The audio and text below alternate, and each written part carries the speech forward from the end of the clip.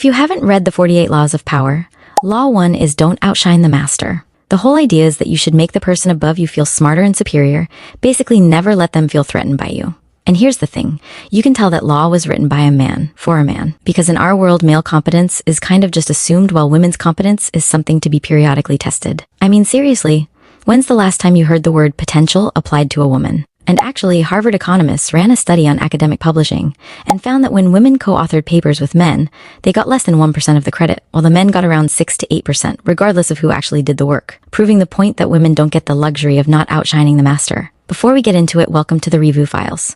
This is going to be a new series I'm starting. It's basically a book club where we break down long books chapter by chapter and rework it to actually fit the world we as women live in today. So make sure to like and subscribe to keep up with the posts. And make sure to comment what you think, especially if you want me to keep going with the rest of the book. Also, a more in-depth audio version and PDF version are on my Patreon linked below.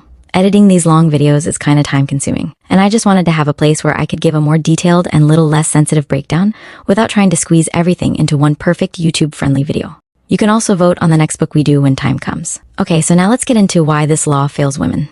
Robert Greene opens the chapter with 2 stories. One showing how to do the law right, and another showing exactly how to do it wrong. The bad example is Fouquet, King Louis XIV's finance minister, who threw a party so over the top that the king felt like he was being upstaged in front of everyone.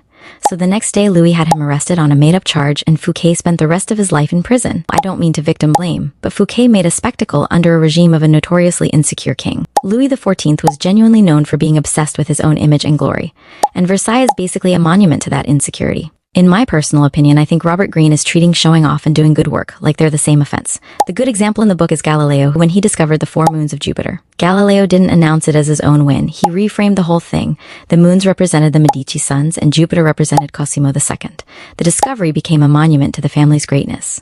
Galileo kissed their butts a little, kept his finding, and Cosimo made him an official court philosopher with a salary. But Galileo was clever, and he dedicated that particular work, The Dialogue of Two Systems, to Ferdinando de' Medici, who was the Grand Duke of Tuscany. And if there was anyone powerful enough to interfere with the Inquisition, it was Ferdinando de' Medici. And, it's amazing because Ferdinando de' Medici had Galileo, on the payroll. He was their chief scientist in Tuscany. And similarly, Galileo was bosom buddies with the ambassador to Rome for Tuscany. So when Galileo ultimately was called before the Inquisition, Ferdinando de' Medici interfered and ensured that Galileo was not tortured, and ensured that Galileo was fed 3 meals a day made by the ambassador's wife. And when he was eventually taken over to the Inquisition and living there, he was in a 5-bedroom luxury apartment a stone's throw from the Sistine Chapel. So Greene calls this the right move, and honestly, it's clever. But here's the thing, Galileo got to keep his discovery. Like, yes, he gave away the credit, but the work stayed his, and his name is still remembered throughout time. Women don't get that same deal, because when the credit goes to the room, so does the record of who actually did it. The law assumes that your work is already visible and being registered. If that was the case, then the strategic move is to dial it back a bit so others don't feel threatened. But unfortunately, that's not the baseline for women. Researchers call it attribution bias. It's basically the default tendency to perceive women as less competent, in turn causing them to be less likely to get credit for what they did and more likely to absorb blame for what went wrong. Joan Williams also found the compounding version of that. She calls it the prove it again bias.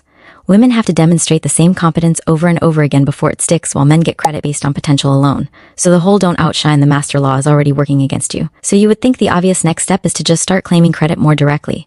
But holy crap, would you be wrong? Women are stuck in a damned if you do, damned if you don't loop. Harvard Business School and Wharton researchers found that women face significantly more backlash than men for self-promotion. Even when the performance is objectively the same, it's called the agency penalty. When women assert themselves, claim ownership, advocate for their own work, they get read as difficult or not a team player, which is hard to shake because women are more likely than men to be expected to be a team player in the first place. And this is me literally not even adding the issues that come with being a woman of color in the workplace. That's the societal trap. Stay quiet and your work disappears, but speak up and you're a problem. There genuinely is no clean play, and the book never acknowledges that. And it actually keeps getting worse, because it's not even like someone is always actively trying to erase you. Sometimes ambiguity just gets filled in with societal biases. Studies on mixed gender teams found that when observers only saw the group outcome and not who did what, women were rated as less competent and less leader-like than the men on that exact same successful project. When individual contributions were made explicit, the gap closed. So the move isn't just be more visible or work harder. It's remove the ambiguity before someone else fills it in for you. You need to set it up so your work cannot get quietly filed under team effort or she was helpful. So what do you actually do?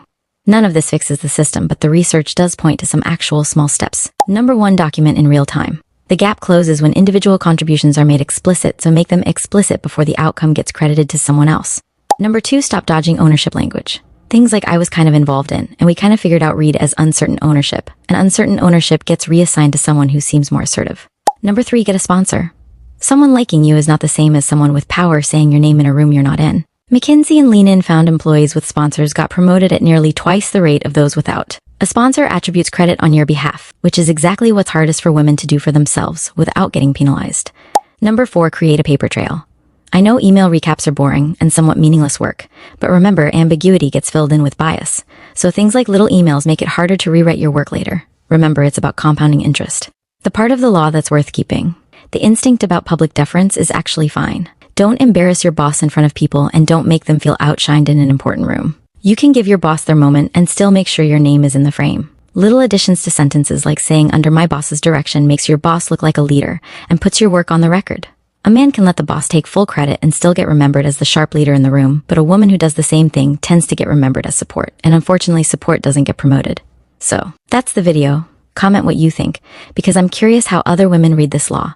And if you want me to keep going with the rest of the 48 laws of power, make sure to like and subscribe so you can keep up with the series. And make sure to join the Patreon for a more in-depth breakdown and audio version. I get into more quotes and a longer breakdown on the steps to take. Okay, I'll see you in the next one.